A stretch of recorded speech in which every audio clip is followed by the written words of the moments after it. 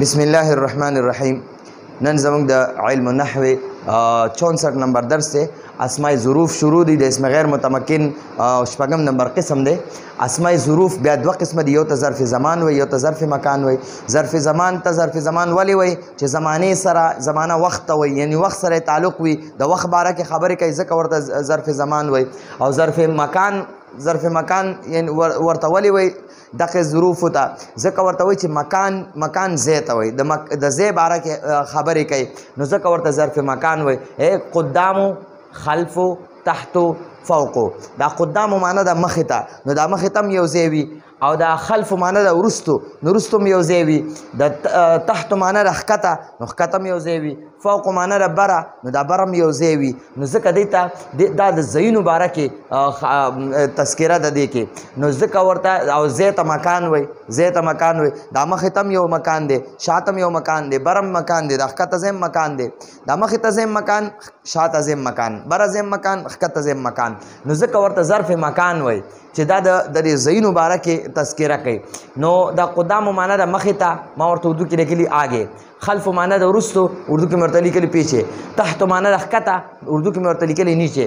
او فوق معنی د بره، اردو کې مې ورته لیکلي اوپر.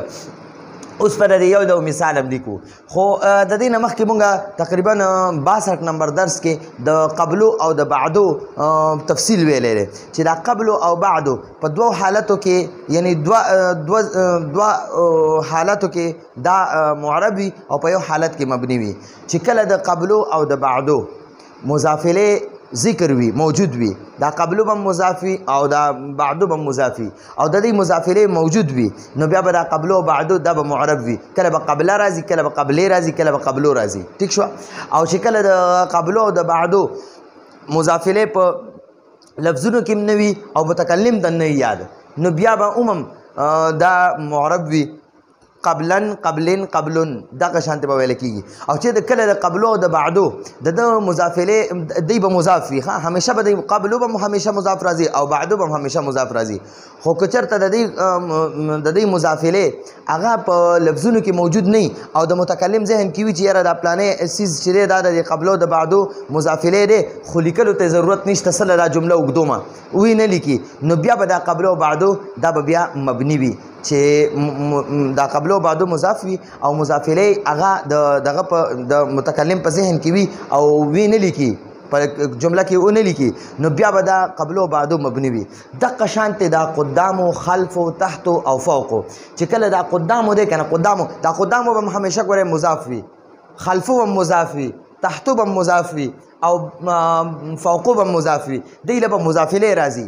چې کله د دې مضافله موجود وي کنه، په لفظونو کې موجود وي، نو بیا به دا قدامو به معربي، او که د خلفو مضافله موجود دي دا خلفو به معربي، که د تحتو مضافله موجود دي دا به معربي، او که د فوقو مضافله موجود دي دا به معربي. معرب معنی ده چې دا اعراب به بدلیږي، را بدلیږي، او مبني هغې ته وایي چې اعراب نه بدلیږي. حالت رفع کې به یو شکل کې وي، حالت نصب کې به هماغه شکل کې وي، حالت جر کې به هماغه شکل کې وي.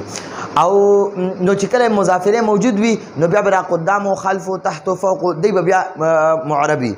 او چې کله دی مضاف وي او مضافله په لفظونو کې نه وي او د متکلم ذهن کې نه وي، نو بیا به دی مضاف دی به بیا مبني وي، معرب به وي، معرب.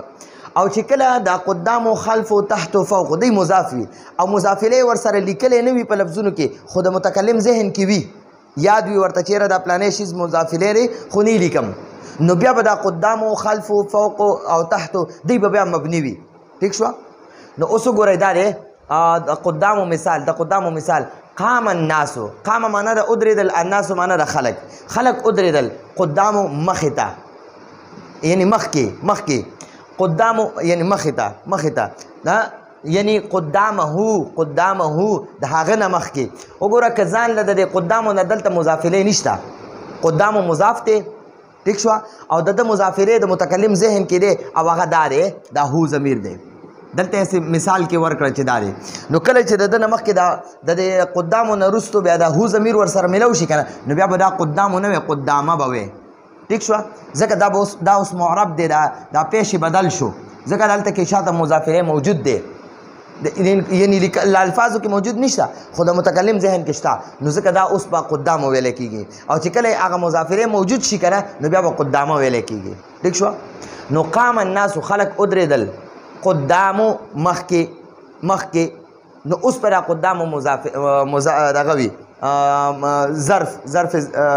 ظرف مکان وي اوس ګوره دغه شان د خلف هم دی د خلفو مثال قام الناس خلق ادریدل خلف رستو د چا نه رستو یعنی خلفه د هغه نه رستو دا خلف اوس مضاف دی وګوره دلته دا خلف چې دی دا مبني دی د مضافله لیکلی نه دی خو متکلم ته یاد دی نو هغه دلته کې راوښکلو دا دی نو اوس چې کله د مضافره ولیکلی شي بیا به دا خلفو چې دی که نه دا بیا خلفه ویلی کېږي دغه شان د تحتم دی د تحتو معنی د ښکته جلسه زید کېناستو تحتو ښکته د څه نه ښکته کېناستو هغه متکلم اونه وي نو بیا اوس په دلته کې دا مبني وي او که متکلم هغه چې د کوم څیز نه ښکته زید کېناستو هغه یې ووي نو بیا به دا تحتو چې دی دا به بیا معرب شي یعنی تحت الشجرته د بوټي لاندې کېناستو نو دا تحت مضاف دی او دا مضافله ورلدار ذکر شو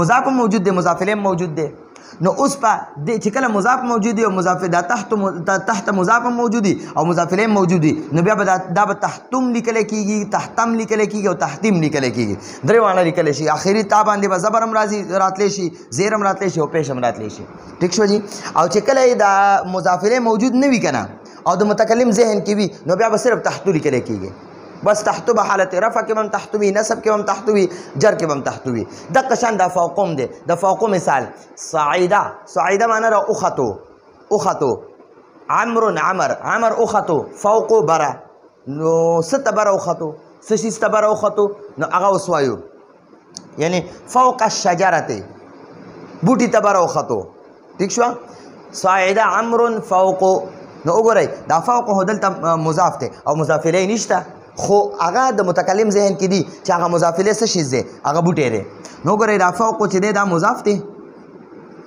او دلته کې دا مثال کې چې دی د دې خوا دغه کې چې دی دلته اوله مضافله لیکلی دی چې مضافله موجود وي نو چې مضافله موجود وي که نه بیا به دا معرب وي دا فوقو به معرب وي او چې کله مضافله دلته نه دی لیکلی اوس مبني دی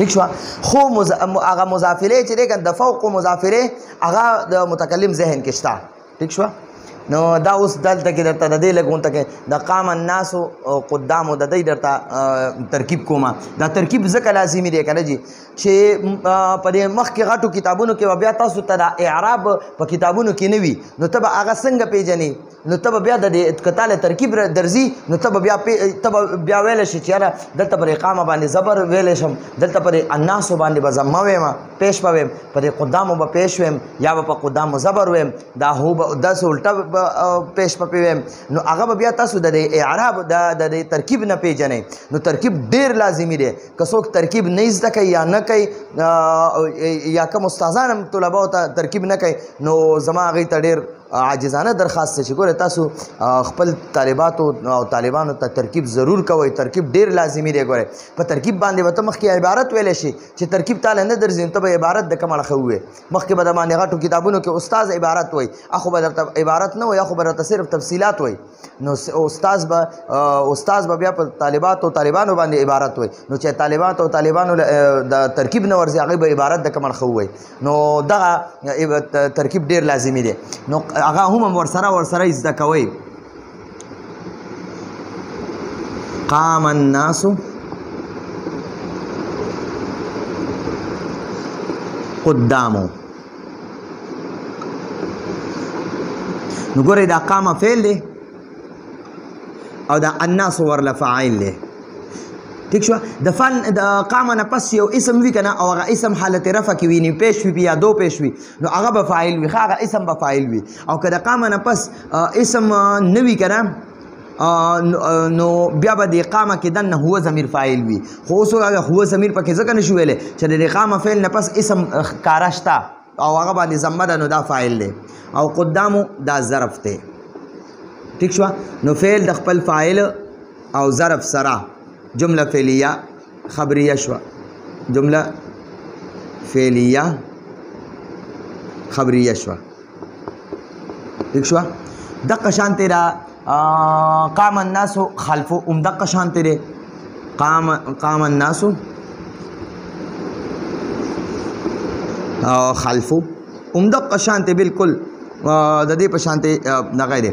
قام فعل دی، الناس فاعل دی او خلف ظرف دی. نو فعل د خپل فاعل او ظرف سره جمله فعلیه شو.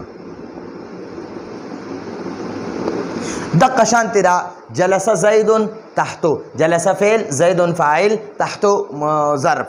نو فعل د خپل فاعل او ظرف سره جمله فعلیه خبریه شو. صعد فعل عمرو فاعل او فوق ظرف. نو فعل د خپل فاعل او ظرف سره جمله فعلیه. نو دا دوه چې دا تاسو کوي ځکه ما سره بورډ باندې زی ډیر کم دی. نو چې څنګه دقه شانتی دی فعل فاعل ظرف فعل فاعل ظرف، نو داسې راښکتم دي جلسه فعل زید فاعل او دا تحت ظرف. دا صعیده فعل عمرو فاعل او فوق دا ظرف. نو جمله فعلیه خبریه شي. نو دا زموږ د نن ورځې درس. راتلونکي درس پر اجازت غواړو. هذا هو المرام والله اعلم بحقیقة الكلام.